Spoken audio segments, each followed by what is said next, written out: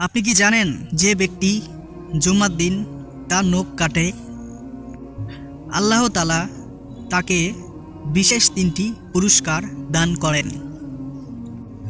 তো ভিডিওটি তা জানার আগে আমাদের চ্যানেলটি সাবস্ক্রাইব করে সঙ্গেই থাকবেন অবশ্যই।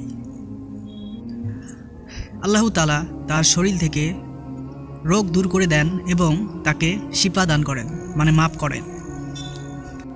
নাম্বার 2, তাকে 10 দিন পর্যন্ত সব বালা বিপদ মুসিবত থেকে উদ্ধার করেন।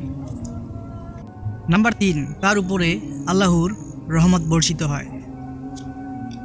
আর এটা কথা মনে রাখবেন, আপনি যখন এই কথাটা কি শেয়ার করতে চাইবেন বা অন্য কাউকে লিখে জানাতে চাইবেন, তখন শয়তান।